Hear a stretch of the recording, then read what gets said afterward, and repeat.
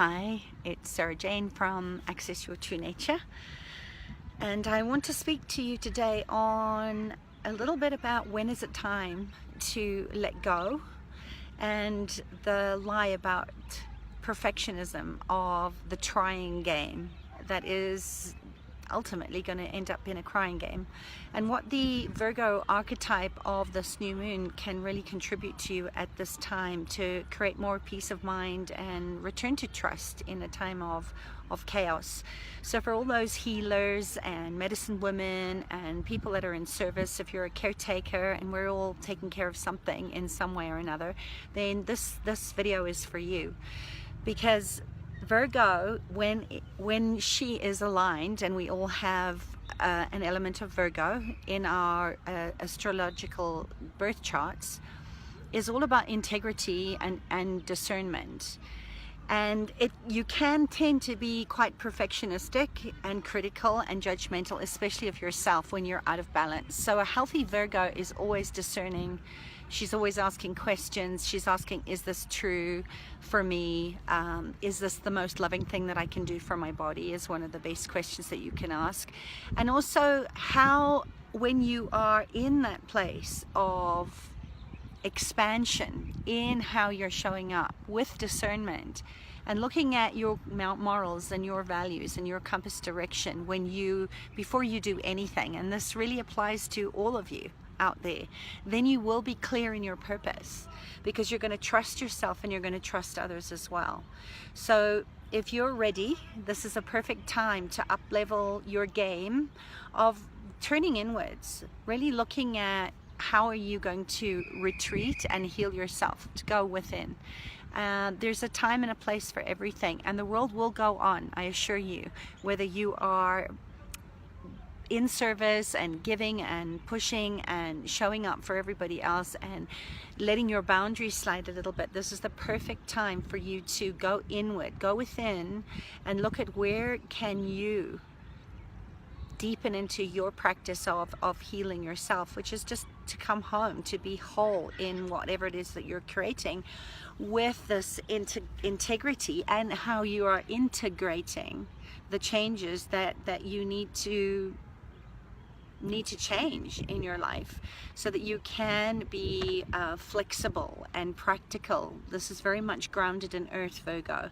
So it's time to actually face your biggest wounds, and that's the element of Chiron, the wounded healer, which so many of my clients are.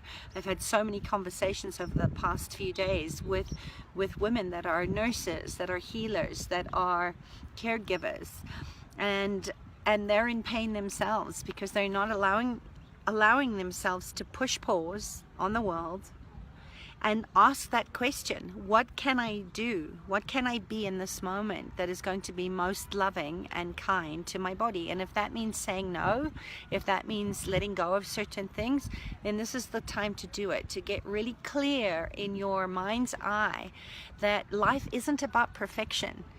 It's okay to not know what's going to happen. And it's time to just tune in, push pause on the world, use this beautiful new moon in Virgo to look at how can you be the most loving, kind, mothering energy for your body and for your child parts that are ready to come home to you as the security and the safe place for your mother to mother you, if that makes sense. And I will be joining an incredible musical composer and creative, Deborah Hurwitz, in October, when she is putting on a Freedom for Perfectionists Summit, which I think we all need a reminder now and again to really tap into looking at where are you addicted to perfectionism rather than just doing it imperfectly and showing up. And this is the place where we end up seeing ourselves in the waiting game, in the waiting room of life, when we're waiting for things to get better.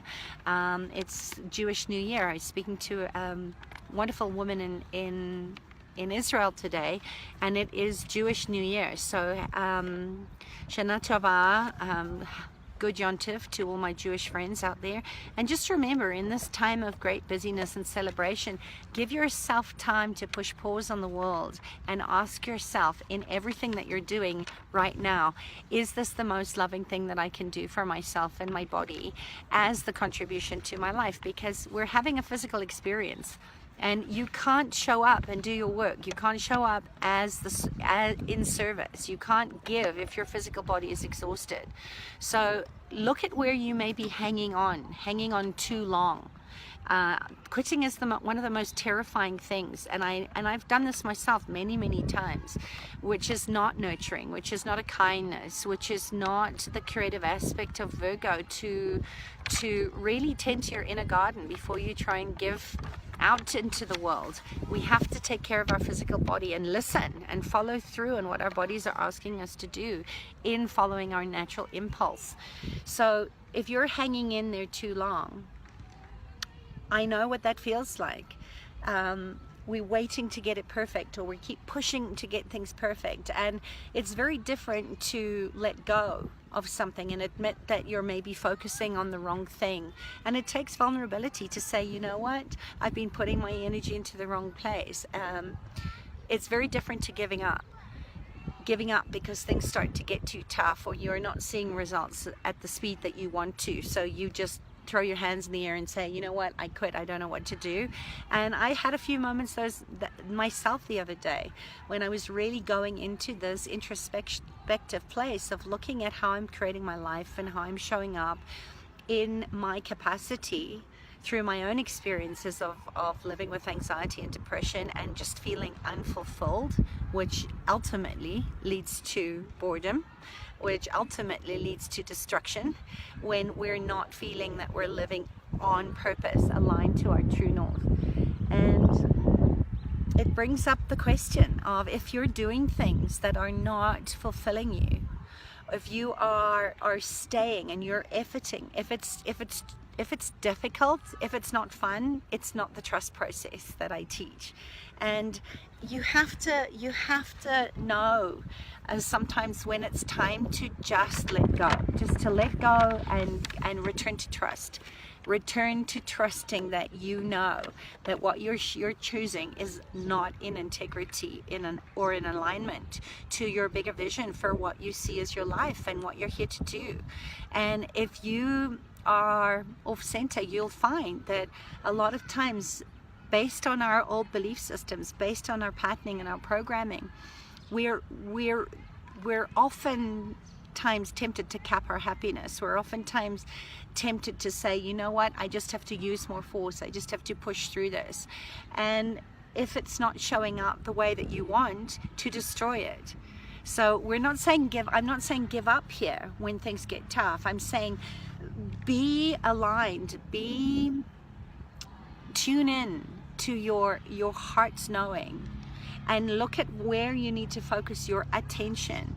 If you're feeling like what you're doing is not filling you up, and it doesn't mean as entrepreneurs that we don't have to do things that we don't particularly like doing, but it doesn't mean destroy things before their time, and it doesn't mean stay in things that are not aligned with your true purpose and calling. So you have to be decisive in this, and know that if you're putting the effort in and it's still not fulfilling you, and you're not getting the results that you want, and you're just feel a little bit meh, you need to ask, is it time to leave this? Am I done? Is this entity of this thing that I'm creating, or this community that I'm with, are we done? And being able to say thank you and moving forward again, even when you're terrifying, because we would rather stay with the discomfort of the things that we know, even though they're killing us, than actually make a decisive effort to go, you know what, I'm just gonna let this go.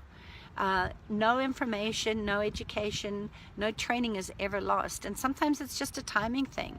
So ask yourself, are you better with the unknown than the known of your misery? I know it's an insane question, but this is where most people function from. So if you're feeling connected and you're feeling alive, and there's flow and there's forwardness and there's there's an attunement to the futuring that you're doing in your morning pages, in your meditation, and you're not just going through the motions, then keep asking these questions that Virgo, which can be incredibly messy when she's not in harmony with the resonance of the creator energy. Go and ask questions. Go find out. You know, you're either in or you're out. There is no maybe. So find out what lights you up. Find out what makes your heart sing. And know that sometimes the best thing that you can do for yourself is to push pause and ask, what do you need to fill yourself up? What do you need to make yourself whole again, so that you can live aligned to your purpose, your path, your pathway to leave the world a better place than you found it. All right, so that's my message for today.